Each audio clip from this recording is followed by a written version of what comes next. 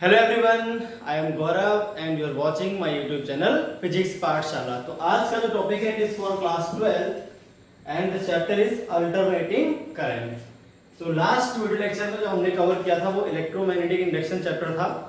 तो कुछ न्यूमेरिकल्स हमने ट्राई किए थे charging and discharging of capacitor पे। तो आज हम नया चैप्टर शुरू कर रहे हैं अल्टरनेटिंग करंट। ठीक है भाई, चलिए तो सबसे पहले हम बात करेंगे पीरियोडिक ईएमआई की।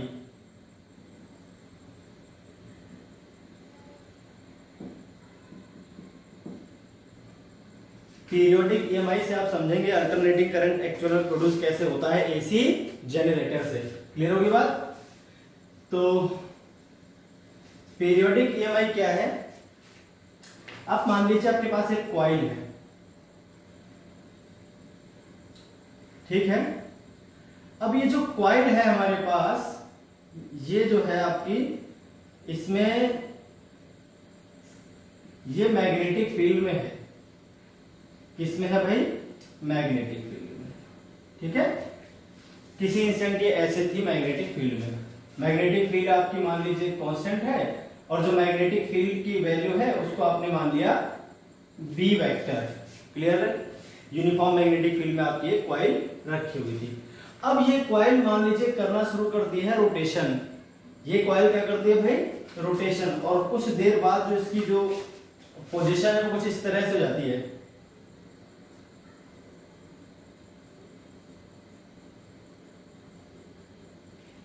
ये जो है मैग्नेटिक फील्ड से थीटा का एंगल बनाना शुरू कर देती है इस एरिया की डायरेक्शन। तो मान लीजिए आपकी जो एरिया की डायरेक्शन है ए वेक्टर वो इस तरह से है और जो मैग्नेटिक फील्ड है वो इस तरह से है आपका, और ये थीटा एंगल पर है इस समय। और इसकी जो रोटेशन है वो इसकी एक्सिस के अबाउट है इस तरह से। ये इस तरह से रोटेशन कर रही है ओमेगा एंगुलर वेलोसिटी से। और किसी instant at any time T ये सिस्टम बन रहा है, इसका एंगल थीटा बन गया है। अच्छा, at time t equal to 0 पर आप मान लो क्या हो रहा था, आपका ये जो इसका प्लेन है वो मैग्नेटिक फील्ड के पैरेलल था। क्लियर होगी बात? अगर हम यहां पर देखें तो हम जानते हैं एट टाइम t जो इसका मैग्नेटिक फ्लक्स आएगा phi B, magnetic flux linked with coil कितना हो जाएगा भाई? B vector dot A vector. ये आ जाएगा आपके पास बी ए कॉस थीटा, और थीटा इज इक्वल टू क्या आ जाएगा भाई यहाँ पर? Omega multiply t. Time t इसकी एंगुलर वेलोसिटी ओमेगा है, टाइम इसको टी लग रहा है रोटेशन करने में। जो एंगल ये कवर करेगा, जिस एंगल से ये घूम जाएगा वो हो जाएगा cos theta is equal to cos omega t. Theta is equal to आपका आ गया ओमेगा टी। तो वहां से हमने ये फाई बी आपका निकाल दिया। तो मैग्नेटिक फ्लक्स ये आ गया। नाउ अब चूंकि इसका मैग्नेटिक फ्लक्स क्या है? वेरी कर रहा है भाई। देखिए जैसे जैसे एंगल बदलेगा टाइम के रिस्पेक्ट में अगर हम देखें तो आपका जो मैग्नेटिक फ्लक्स है वो क्या है? वेरिएबल है, क्योंकि टाइम पे डिपेंड कर रहा है। तो आपकी जो इंड्यूस्ड ईएमआई, क्योंकि वेरिएबल फ्लक्स का मतलब क्या है? एक ईएमआई इंड्यूस होगी। फैराडे ने अपने लॉ में कहा था किसी भी कॉइल का फ्लक्स जब बदलता है तो उस केस में क्या आता है भाई? ईएमआई उससे इंड्यूस हो जाती है। नाउ इंड्यूस्ड ईएमआई, तो इंड्यूस ईएमआई को हम लिख लेते हैं एप्सिलॉन से या कैपिटल ई से, आप जैसे मर्जी है वैसे लिख लो। तो कैपिटल ई से मान लेते हैं इस समय हमने, ठीक है। या एप्सिलॉन से भी लिख सकते हैं, ये आपकी मर्जी है। ये आ जाएगा आपके पास, हम सिर्फ वैल्यू की बात कर रहे हैं, साइन नहीं देख रहे हैं यहाँ पे। तो डी फाई ओवर dt हम जानते हैं फैराडे के लॉ में आपने ये पढ़ा था। अब अगर हम मान लेते हैं इस कॉइल में n टर्न्स हैं, let coil has n turns. अगर कॉइल में n टर्न देखिए तो एक का जो फ्लक्स आएगा वो फाई होगा, सभी के फाई में चेंज होगा भाई। जितने भी टर्न होंगे सबका अपना अपना फ्लक्स होगा और सभी का फ्लक्स बदलेगा। तो इसका मल्टीप्लाई कर लेंगे किससे? कैपिटल N से। तो इस समय जो इंड्यूस ईएमएफ आएगा वो capital N number of turns और एक टर्न के फ्लक्स में चेंज, ये इस तरह से आपके पास ये आ जाएगा। तो इंड्यूस्ड ईएमएफ जो यहां से आएगा, ठीक है, n तो आ जाएगा बाहर, पाई को देखें तो B A cos omega t, तो d over d t B into A into cos omega t, ये ठीक है। ये आ गया आपके पास इंड्यूस्ड ईएमएफ। अब देखते हैं इंड्यूस्ड ईएमएफ एक्चुअल में आएगा कितना। तो इंड्यूस्ड ईएमएफ आपका आ जाएगा, हम कर लेंगे इसको डिफरेंशिएट। अब डिफरेंशिएट करेंगे तो क्या आ जाएगा, देखिए mod of E is equal to N, तो बाहर है ही आपके पास, B कांस्टेंट है, बाहर आ जाएगा। एरिया तो कांस्टेंट है, केवल रोटेशन तो हो रहा है, एरिया थोड़ी ना चेंज हो रहा है, तो एरिया आ जाएगा बाहर। कॉस का हो जाएगा साइन ओमेगा टी, क्या आ जाएगा भाई, साइन ओमेगा टी। हम मॉड लेके चल रहे हैं इसका, ठीक है, ध्यान रखना है आपको, हम सिर्फ वैल्यू की बात करेंगे, साइन नहीं लेंगे इसमें, ठीक है। Sign omega T cos omega T का हो गया, फिर एंगल का दोबारा करना पड़ेगा। जब एंगल का हम दोबारा करेंगे तो क्या आ जाएगा हमारे पास,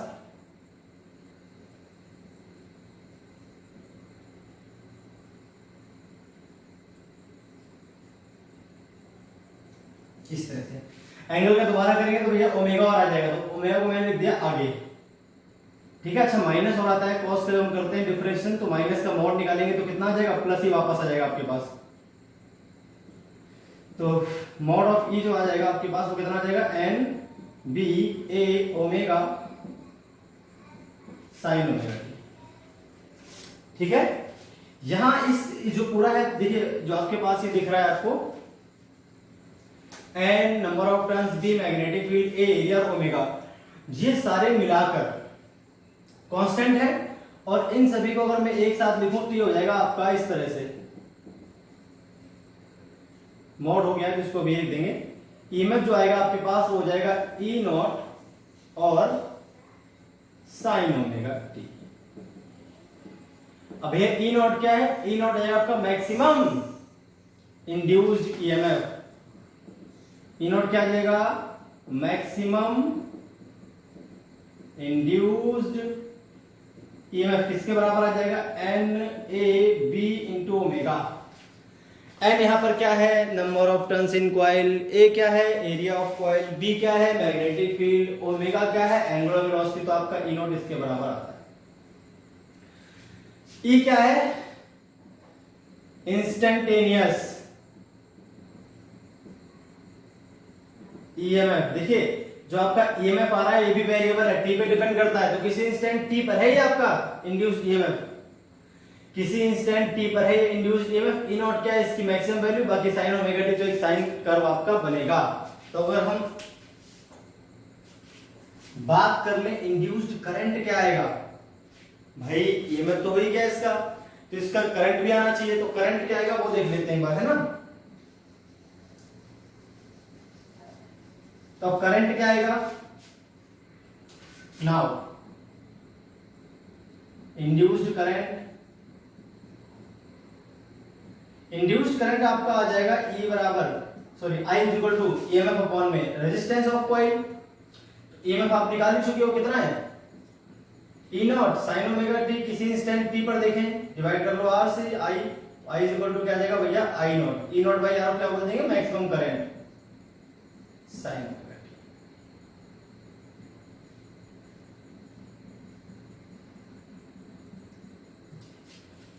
ये जो करंट आया है ये आपका वेरिएबल करंट है। इंड्यूस्ड करंट जो इस बार आया वो कैसा है, वेरिएबल है। इंड्यूस्ड ईएमएफ जो आपके पास आया है कैसा है, वेरिएबल है, इसीलिए इसका नाम क्या है, पीरियोडिक ईएमआई।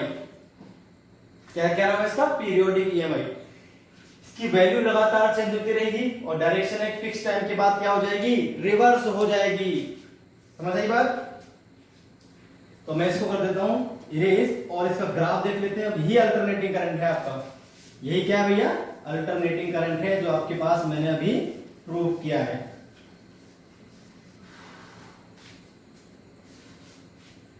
अब अगर हम ग्राफ देखें, टाइम इधर ले लें तो साइन कर्व बनेगा, हमें पता है साइन कर्व किस तरह से बनता है, ठीक है। इधर हमने क्या नाम रखा है, ईएमएफ, ये क्या आ जाएगा आपका मैक्सिमम ई नॉट आ जाएगा, है ना। ये टाइम होता है t/4, यहां होता है t/2, ये होता है आपका 3t/4 और ये हो जाएगा वापस से t। आप यहां पे रख के टाइम देख सकते हो, t क्या है time period of one rotation,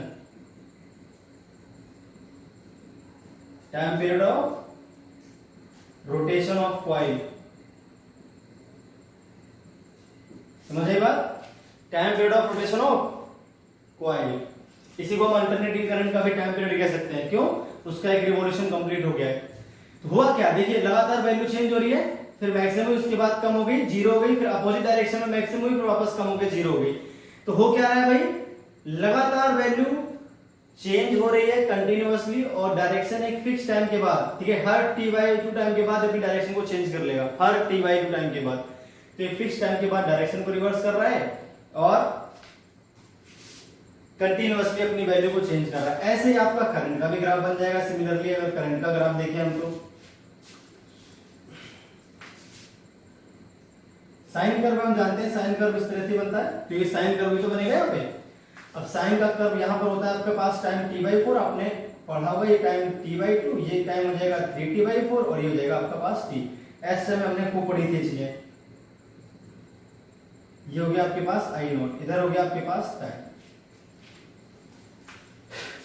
ठीक है। ये आ जाएगा आपके पास periodic EMI and periodic current, ठीक है।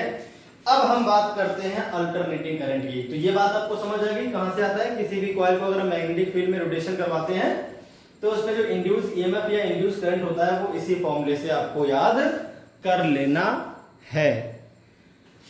चलिए भाई, अब हम बात करेंगे अल्टरनेटिंग करंट की। भैया अल्टरनेटिंग करंट है वो क्या चीज है, और क्या तो उसका ग्राफ बनना चाहिए, क्या उसके लिए फॉर्मूला आना चाहिए, ये सारी बातें आज हम कवर करने वाले हैं, ठीक है। चलिए तो देखते हैं। यहां पर हमें जो करंट मिला था ये भी आपका वेरिएबल करंट था। इसकी जो वैल्यू थी एक फिक्स टाइम के बाद रिवर्स हो रही थी। अभी जो हमने पढ़ा पीरियोडिक करंट या पीरियोडिक EMI, ठीक है। चलिए देखते हैं। तो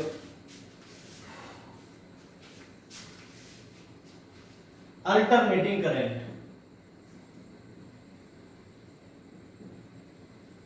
अल्टरनेटिंग करंट, ये अल्टरनेटिंग करंट कैसा करंट रहेगा, ठीक है।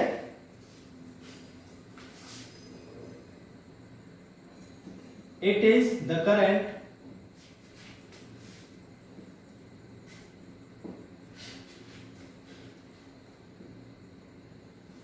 which changes its magnitude continuously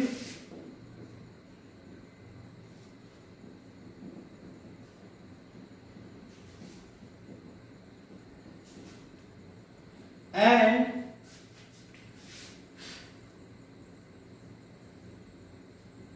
changes its direction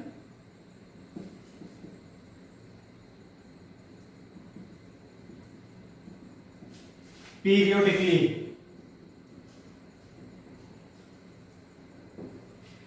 value तो लगातार बदलेगी और डायरेक्शन एक फिक्स टाइम के बाद चेंज हो जाएगी या रिवर्स हो जाएगी, आप ऐसे बोल सकते हो, ठीक है।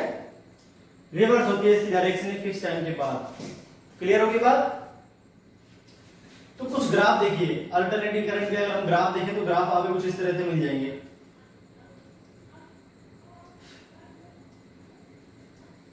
जैसे ये हो गया आपके पास, ठीक है।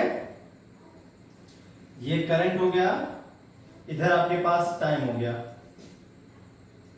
ये हो गया t/2, ये हो गया t, ये हो गया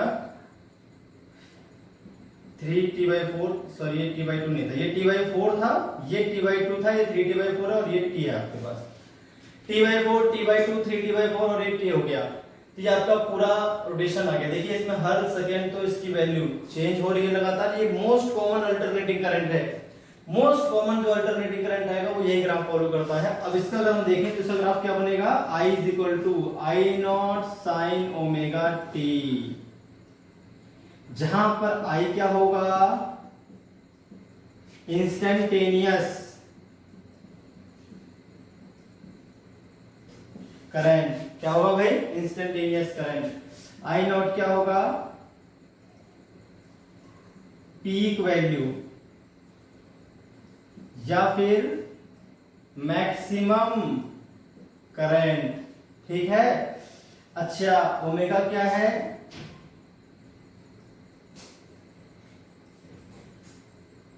एंगुलर फ्रीक्वेंसी या एंगुलर वेलोसिटी ऑफ कॉइल भी बोल, जिससे जनरेट हो रहा होगा, ठीक है।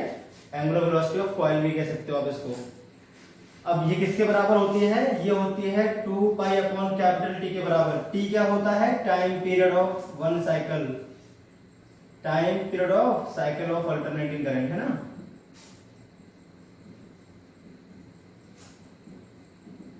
एसी का मतलब अल्टरनेटिंग करंट है। यहाँ पे साइकिल क्या होती है इसकी? ये इसकी वन साइकिल है।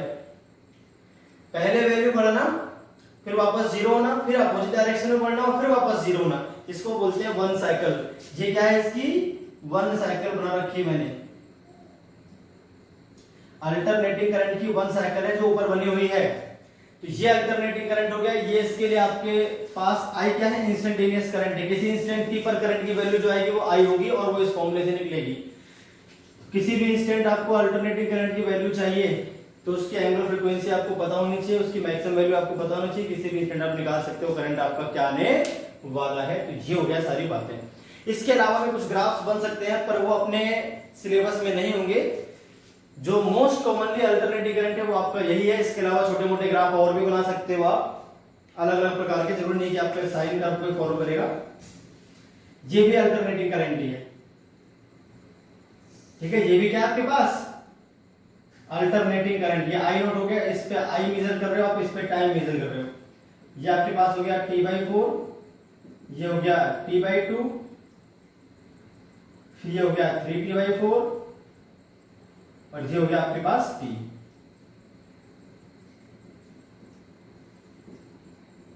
इस तरह से क्लियर होगी बात। तो ये भी क्या अल्टरनेटिंग करंट का एक एग्जांपल हो जाएगा आपके पास। और भी कई आप बना सकते हो ग्राफ। इस तरह से भी ग्राफ बनेगा, ये भी आपका अल्टरनेटिंग करंट हो जाएगा। पर ये कॉमन नहीं है, इस तरह के ग्राफ आपको बहुत ज्यादा नहीं मिलेंगे देखने को।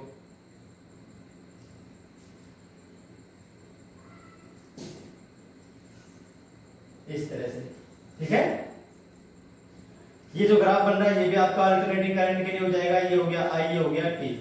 तो ऐसा कोई भी ग्राफ जहां पर वैल्यू लगातार चेंज हो रही हो, डायरेक्शन एक फिक्स टाइम के बाद रिवर्स हो रही हो, ठीक है, तो उसको हम अल्टरनेटिंग करंट बोल सकते हैं। लेकिन जो अपने को पढ़ना है वो ये वाला है जो मैंने आपको बता दिया, साइनसॉइडल कर्व बन रहा है। ये वाला अल्टरनेटिंग करंट मेन है, इसी की सारी वैल्यूज आपको पता करनी है। तो हम जो मेनली पढ़ने वाले हैं वो ये है। हालांकि अल्टरनेटिंग करंट सिर्फ ऐसा ही नहीं हो सकता है, ऐसा हो सकता है, ऐसा हो सकता है, स्क्वायर भी हो सकता है, ठीक है। इस तरह का स्क्वायर कर्व भी मिल सकता है आपको। तो बहुत सारी वैल्यूज, बहुत सारे ग्राफ्स पॉसिबल है अल्टरनेटिंग करंट के। ये मेन था जो मैंने आपको बता दिया, क्योंकि हम इसी का यूज करेंगे आगे जितने भी हम वैल्यूज पढ़ेंगे इसमें, ठीक है। चलिए भाई, तो ऐसे ही आपका अल्टरनेटिंग ईएमएफ भी हो जाएगा। सिमिलरली क्या आ जाएगा आपके पास? Alternating EMF. तो अब हम बात कर लेते हैं अल्टरनेटिंग ईएमएफ की। तो अल्टरनेटिंग ईएमएफ जो आएगा, it is the EMF which changes its magnitude continuously, its value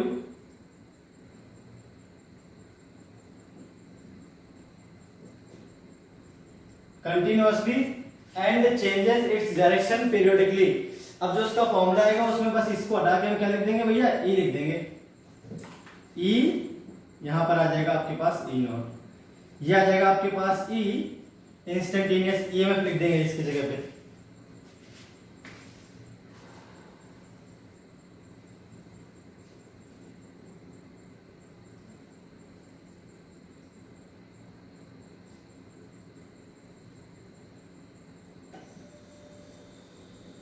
इस तरह से आ जाएगा आपके पास ये ग्राफ भी। आप ये चेंज करके बस यहां पर क्या लिख दोगे? ई नॉट लिख दोगे, यहां पर ई लिख दोगे, ऐसे इसको हटा के आप लिख दो ई। अगर यहां पर देखें मैक्सिमम वैल्यू तो क्या जाएगी? ई नॉट। ये देखें तो माइनस ई नॉट। इस तरह से जिसका मेन ग्राफ है वो इस तरह से बनेगा जो हमें पढ़ना है साइन वाला। तो ये हो गया इसका मेन ग्राफ, साइन वाला, ठीक है।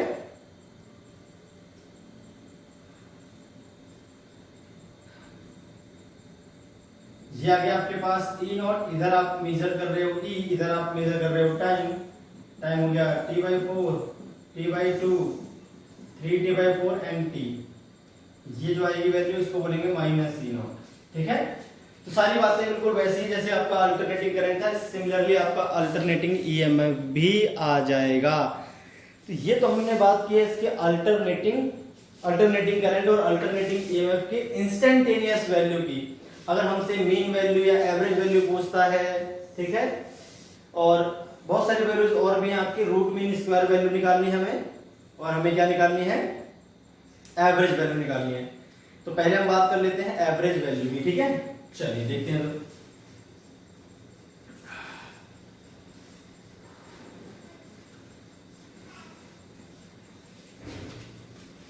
अब हम निकालने वाले हैं एवरेज इसका। ठीक है, चलिए देखते हैं एवरेज कैसे निकालेंगे।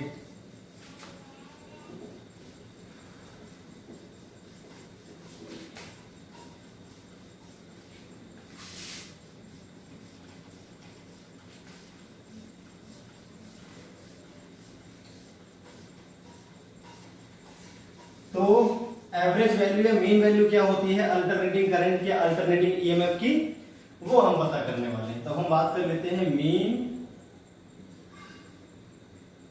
वैल्यू और average value of alternating current. ठीक है, मीन और average value of alternating current, number first करते हैं ओवर हाफ साइकिल। पहले हम निकालते हैं हाफ साइकिल के लिए। क्लियर होगी बात? तो चलिए देखिए कैसे निकालेंगे। चलिए तो मैं इसकी डेफिनेशन आपको बता दूं और उसके बाद इसकी वैल्यू को भी निकालूंगा। देखिए क्या होगा एवरेज और मीन वैल्यू। मान लीजिए एक हाफ साइकिल में अल्टरनेटिंग करंट की वजह से क्यू चार्ज फ्लो करता है। भाई जो अल्टरनेटिंग करंट है मतलब वेरिएबल करंट है, उसकी वजह से हाफ साइकिल में कितना चार्ज फ्लो करता है, क्यू चार्ज। अगर वही सेम क्यू चार्ज किसी कांस्टेंट करंट से, किसी कांस्टेंट करंट की वजह से फ्लो कर जाए किसी भी सर्किट में उसी टाइम पीरियड में, यानी उसी हाफ साइकिल में, ठीक है, तो किसी भी सर्किट में किसी गिवन रेजिस्टेंस आर में, है ना, हाफ साइकिल में अल्टरनेटिंग करंट की वजह से जो चार्ज फ्लो करता है, अगर सेम चार्ज किसी कांस्टेंट करंट की वजह से फ्लो करे सेम सर्किट में सेम टाइम में, तो हम उसको, उस कांस्टेंट करंट को बोलते हैं average value of alternating current. ठीक है, तो मैं डेफिनेशन यहां पे लिख रहा हूं, आप एक बार डेफिनेशन समझेंगे और फिर नोट कर लेंगे। ठीक है, तो एवरेज और mean value of alternating current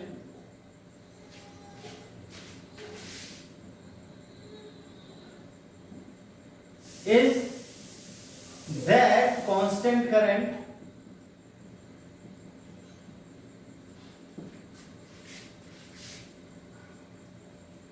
due to which same amount of charge is flown through a circuit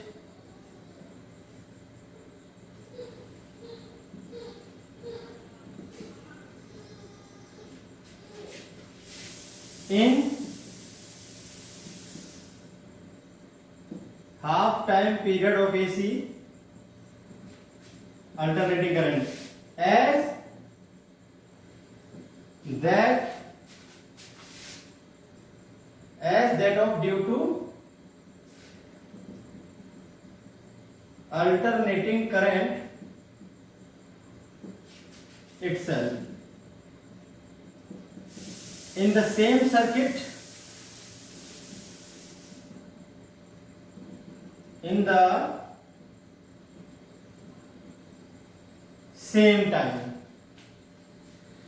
ये हो गई डेफिनेशन। अल्टरनेटिंग करंट का जो एवरेज या मीन वैल्यू होती है वो कांस्टेंट करंट है जिसकी वजह से सेम चार्ज फ्लो करता है किसी सर्किट में हाफ टाइम में जितना की फ्लो करता है अल्टरनेटिंग करंट की वजह से खुद उसी सर्किट में। ठीक है, तो अब हम कर लेते हैं इसका डेरिवेशन। देखिए एज वी नो,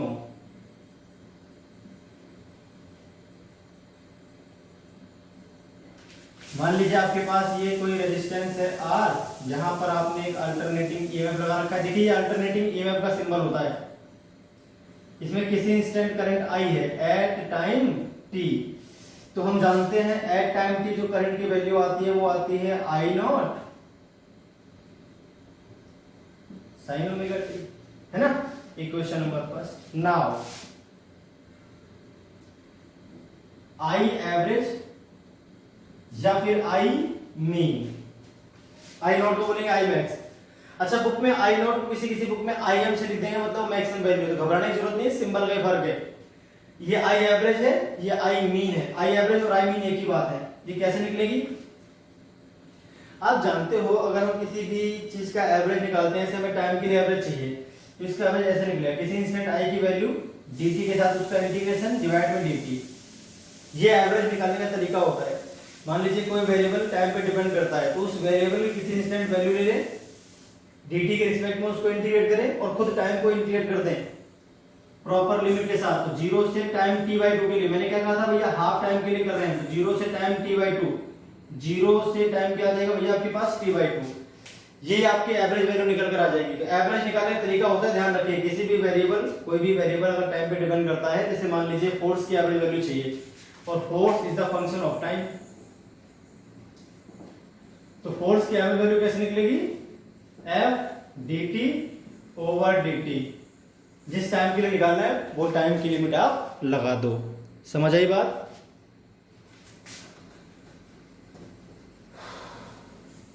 चलिए तो आगे देखते हैं भाई क्या करना है इसमें। अब इसे हम कर लेंगे इंटीग्रेट और हमारा आंसर क्या है, आ जाएगा इजीली, कोई दिक्कत वाली बात नहीं आएगी। चलिए देखते हैं क्या आ जाएगा।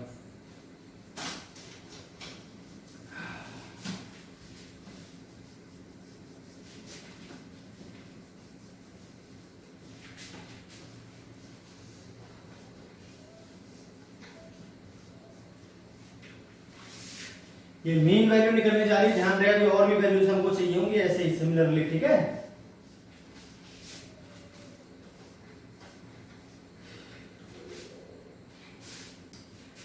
अब ये क्या आ जाएगा, I average is equal to हो जाएगा, ये देखिए आई की वैल्यू क्या है, I naught sine omega t d t divide में डी टी, 0 से t/2, 0 से t/2। अब देखिए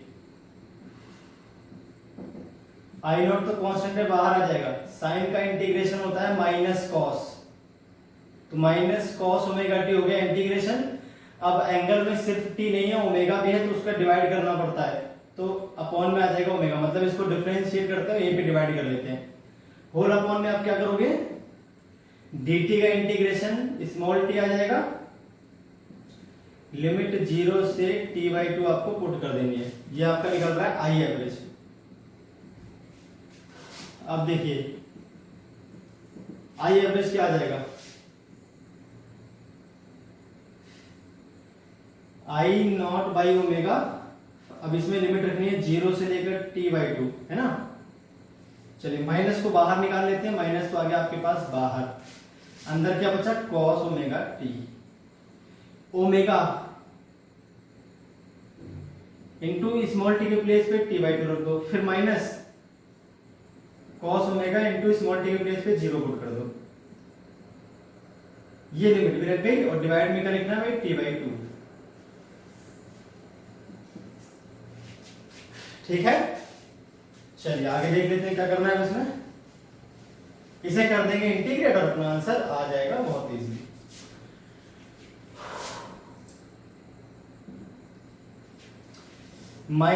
इसको ऊपर ले चलते हैं, तो -2i0 अपॉन में t इंटू ओमेगा हो जाएगा, है ना। और मैं आपको बता दूं ओमेगा इज इक्वल टू होता है 2 पाई बाई टी, है ना।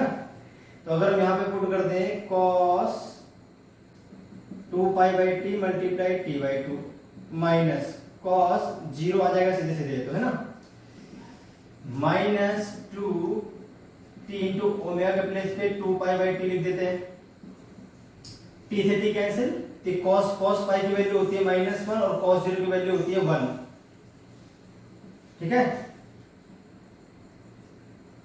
भैया। आई एवरेज क्या आ जाएगा, t से t कैंसिल, 2 से 2 cancel, I not divided by पाई, और ये हो गया आपके पास +2, ये आ गया 2i0 minus minus plus 2i0 by पाई, ये होती है आपकी mean value over half cycle,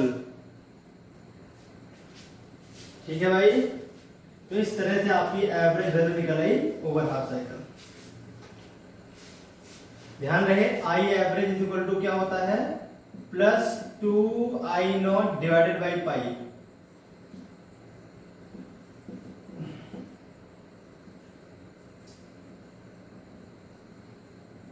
over positive half cycle है ना, ओवर पॉजिटिव हाफ साइकिल। अगर दूसरे साइकिल की बात करते हैं तो उसकी वैल्यू कैसी रहेगी, नेगेटिव रहेगी सारी वैल्यू भाई। ऊपर पॉजिटिव वाले के लिए एवरेज आ गया, नेगेटिव वाले के लिए बस नेगेटिव आएगा, सेम वैल्यू रहेगी, क्लियर है। तो भैया ओवर पॉजिटिव हाफ साइकिल के लिए आपकी वैल्यू ये रहती है I average equal to 2i0 by pi. अब अगर हम फुल साइकिल की बात करें, किसकी बात करें, फुल साइकिल की बात,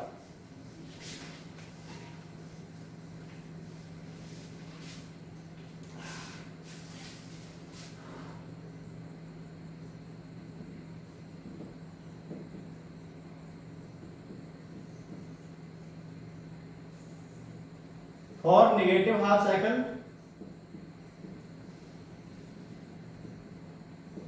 जो एवरेज वैल्यू होगी करंट की वो हो जाएगी -2i0 divided by pi. Hence for full cycle average value क्या आ जाएगी, 0। नहीं तो आप इसे इंटीग्रेट भी कर सकते हो, करना चाहो तो। यही करना है आपको इस तरह से, I0 sin omega t dt 0 से t इंटीग्रेशन 0 से t dt। इसको सॉल्व करने के बाद आपका 0 आ जाएगा आई एवरेज। चाहो तो सॉल्व करो, वरना ऐसे भी कर सकते हो, पॉजिटिव हाफ साइकिल के लिए प्लस में थी सेम और नेगेटिव हाफ साइकिल के लिए माइनस में थी, दोनों को ऐड करोगे 0 हो जाएगा, ठीक है। तो इस तरह से फुल साइकिल के लिए एवरेज क्या आता है भाई, 0 आता है। फुल साइकिल के लिए एवरेज आपका 0 आता है और हाफ साइकिल के लिए एवरेज आता है आपका 2i0 by pi. Positive half cycle है और अगर नेगेटिव हाफ साइकिल है तो आपका आ जाएगा -2i0 बाई पाई। ऐसे ही हम अगर मीन वैल्यू या एवरेज वैल्यू ऑफ ईएमएफ निकालेंगे तो उसका भी सिमिलरली आपको यही करना, मैं डायरेक्ट करूंगा इस बार, ठीक है, सीधे वैल्यू लिख रहा हूं, इसका इंटीग्रेशन नहीं करूंगा, ऐसे करना है आपको, बस आई को रिप्लेस कर देना ये लोग से। क्लियर होगी बात, चलिए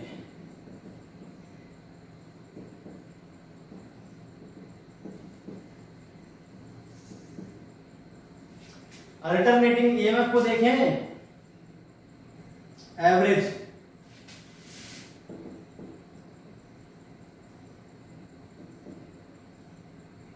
average value of alternating EMF, तो वो क्या आ जाएगा, epsilon not sine omega T, या ई से चाहो तो ई से लिख दो इसको, कोई दिक्कत नहीं है, ठीक है। 0 से t/2 इंटीग्रेशन ऑफ 0 से t/2 dt, ये भी आपका आ जाएगा 2e0 divided by pi. Solve आप खुद कर लोगे, ठीक है। यहां पर ओमेगा जो होता है वो होता है 2π/t, ये फॉर पॉजिटिव हाफ साइकिल है।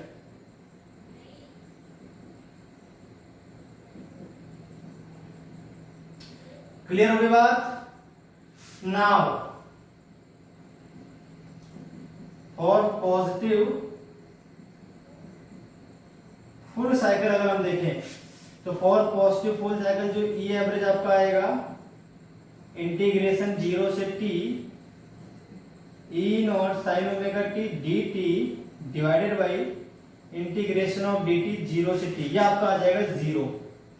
आप सॉल्व करोगे आपको 0 आंसर मिल जाएगा।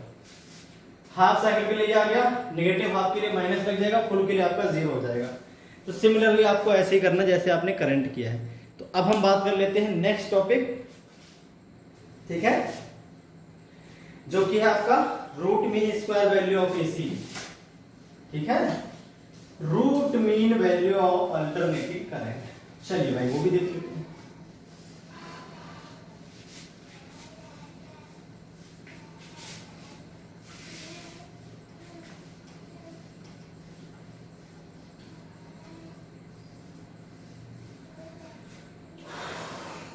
ये ओवर फुल साइकिल ही करना है आपको सीधे सीधे।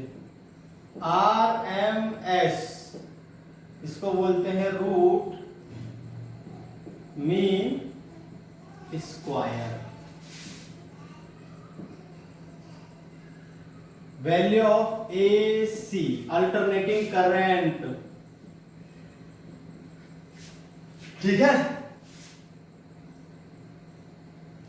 पहले हम बात कर लेते हैं डेफिनेशन की, फिर इसका डेरिवेशन करेंगे। डेफिनेशन सुनिए, it is that constant current due to which same amount of heat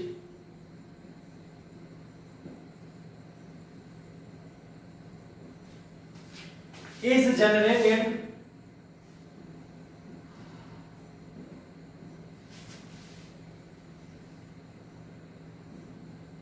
in a resistance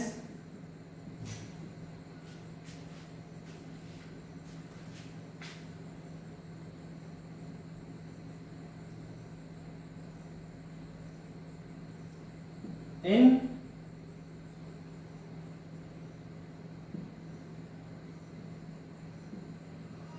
time period of AC as that of due to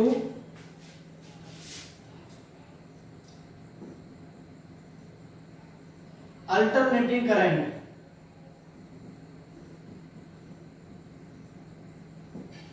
itself in the same resistance in same time। ये हो गया भाई definition. यहां पर आपको heat देखने कितनी generate होती है। दो तरीके हैं इसके डेरिवेशन करने के, मैं आपको सिंपली मैथमेटिक्स वाला बताता हूं जो आसान पड़ेगा, ज्यादा हीट के चक्कर में नहीं पड़ते हम। डेफिनेशन आपको याद कर लेनी है। किसी भी रेजिस्टेंस के थ्रू अगर ये करंट फ्लो करता है कांस्टेंट करंट और किसी टाइम में वो हीट जो जनरेट करता है अगर वो मैच करती है अल्टरनेटिंग करंट की वजह से जनरेट हुई हीट सेम रेजिस्टेंस में सेम टाइम में, तो उस कांस्टेंट वैल्यू को हम बोलते हैं RMS value of alternating current. Clear होगी बात। अब देखिए इसको हम लिखते हैं IRMS। क्या बोलते हैं भाई इसको? IRMS, या इसको हम I वर्चुअल भी कहते हैं।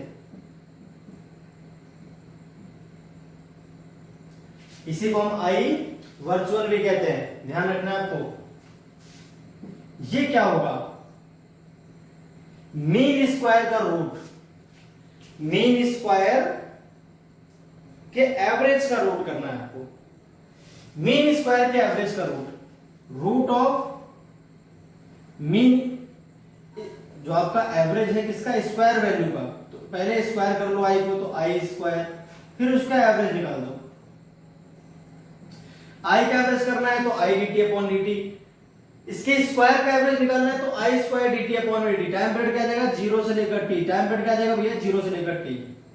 इस तरह से करते हैं, ये आपको फॉर्मूला याद रखना पड़ेगा। अब हम जानते हैं I इक्वल टू क्या होता है भैया? इंस्टेंटेनियस वैल्यू क्या होती है? I not sine omega T. ठीक है, I naught sine omega T. चलिए उसमें पुट कर देते हैं। आई नॉट का square sine square omega t d T integration 0 से t, यहां पर आ जाएगा टाइम t इंटीग्रेशन 0 से t। ये आ गया आपके पास IRMS। क्लियर होगी बात? चलिए तो आगे बढ़ सकते हैं भैया।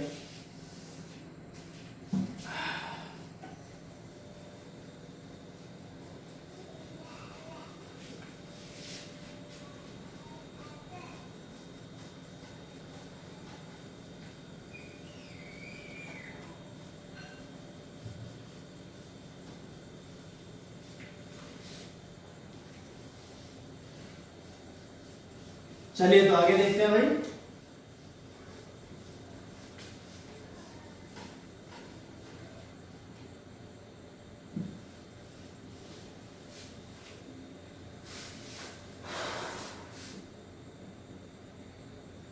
अब IRMS क्या आ जाएगा? रूट तो हम देंगे रहने, अंदर यहां तो बच जाएगा सीधे सीधे टी, आई नोट स्क्वायर आ जाएगा बाहर आपके पास, इंटीग्रेशन 0 से T sine square. Sine square का इंटीग्रेशन नहीं होता पर आपको पता होना चाहिए cos 2 ओमेगा टी करूं तो 1 minus 2 sine square omega T आएगा। ये मैथमेटिकल फॉर्मूला आपको पता होना चाहिए। तो साइन ओमेगा टी अगर हम निकालते हैं तो 1 माइनस cos 2 ओमेगा टी और डिवाइड में आ जाएगा 2। वैल्यू पुट कर लेते हैं। 1 minus cos 2 omega T divide में 2 इंटू dt। क्लियर होगी भाई बात? चलिए आगे देखते हैं क्या करना है इसमें।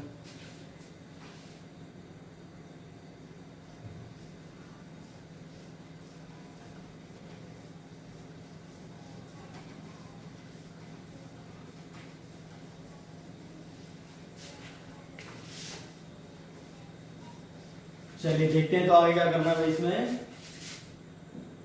आई नॉट स्क्वायर तो आपका आ जाएगा बाहर, सीधे आई नॉट बच जाएगा, स्क्वायर था रूट में से बाहर आकर।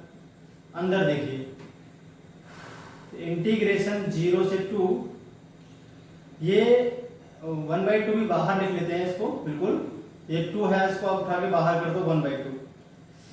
इंटीग्रेशन dt का मल्टीप्लाई 1 में कर दो 0 से t माइनस इंटीग्रेशन ऑफ 0 से t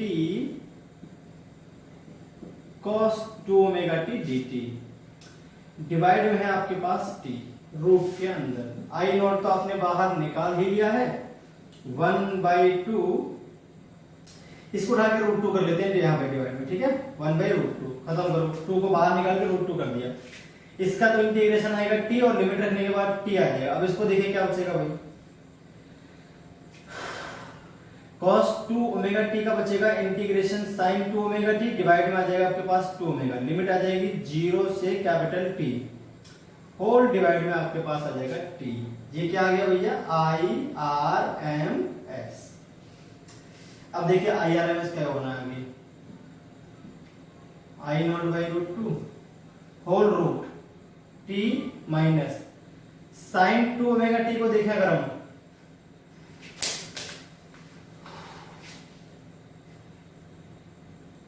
तो ये आ जाएगा आपके पास साइन, अच्छा इसको 1/2 ओमेगा को बाहर लिख लेते हैं, लिमिट से बाहर लिख दिया इसको मैंने। अब देखिए अंदर साइन 2 ओमेगा के प्लेस पे लिख दो 2π/t और इस t के प्लेस पे, स्मॉल t के प्लेस पे कैपिटल T, फिर माइनस लगा दो, 0 पुट करेंगे तो 0 हो जाएगा, साइन 0 खत्म कहानी। ये लो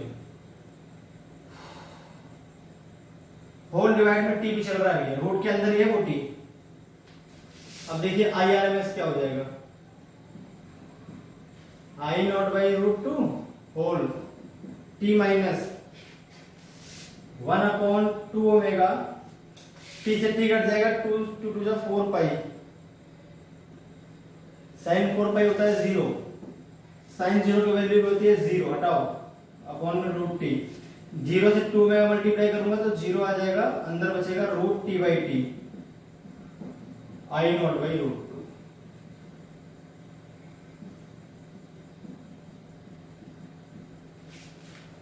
समझ गए बात? ये आ गया आपके पास I R M S I naught by root 2। तो फुल साइकिल के लिए जो रूट मीन स्क्वायर वैल्यू होती है वो होती है पीक वैल्यू का 1 अपॉन रूट 2 टाइम, जहां पे आई नॉट क्या है, पीक वैल्यू या मैक्सिमम वैल्यू ऑफ करंट। ये है आपका RMS value, root mean square value.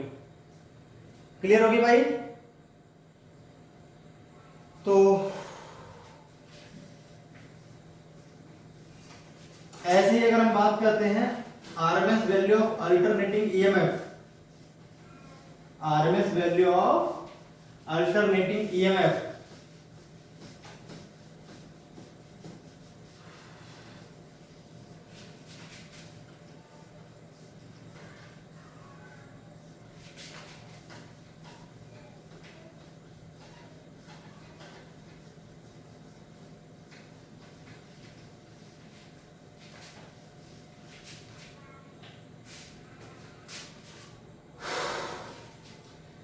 RMS value of alternating EMF, RMS value of alternating EMF अगर हम देखें तो वो क्या आ जाएगी, सिमिलरली लिख रहा हूं मैं डायरेक्ट, ERMS आ जाएगा आपके पास E नॉट बाई रूट 2। करना आपको बिल्कुल वैसे ही है इसका इंटीग्रेशन, ठीक है। अब एक नोट मैं आपको बता दूं,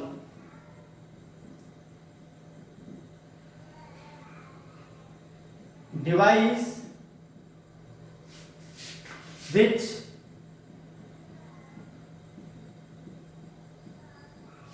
measures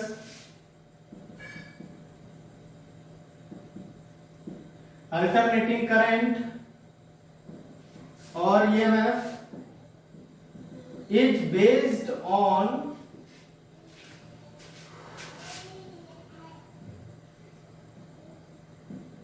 heating effect of current.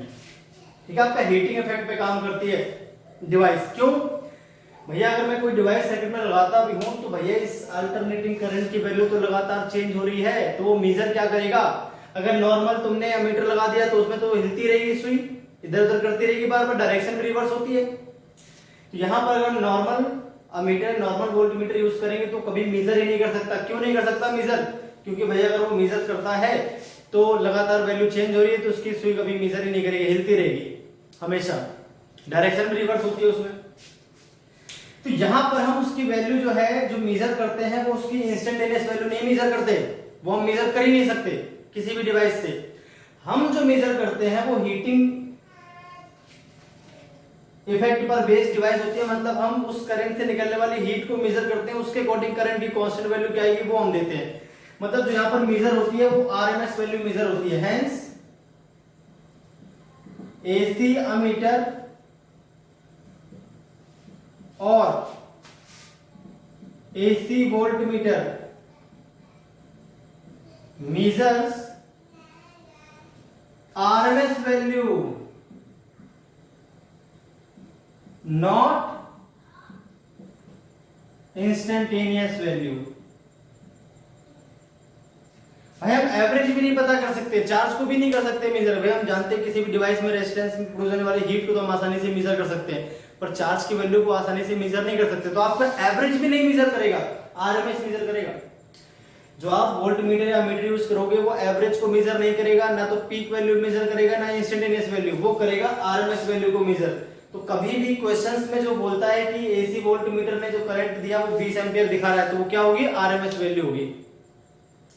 In numericals the measured value by AC ammeter और AC voltmeter is RMS value of alternating current. तो वो आरएमएस वैल्यू आपको दी होगी। जब मैं क्वेश्चंस करूंगा तो आपको ये बात ध्यान दे रहूंगा कि जो एसी वोल्टमीटर और एसी एमीटर है ये वर्क करते हैं किस पर, हीटिंग इफेक्ट पर, और जो ये मेजर करते हैं वो चीज होती है आरएमएस वैल्यू, ना तो एवरेज ना आपकी इंस्टेंटेनियस। ठीक है,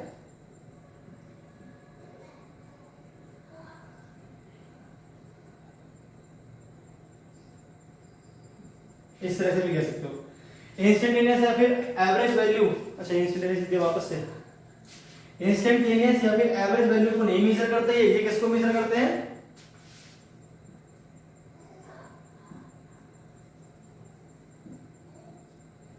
ये मेजर करता है किसको?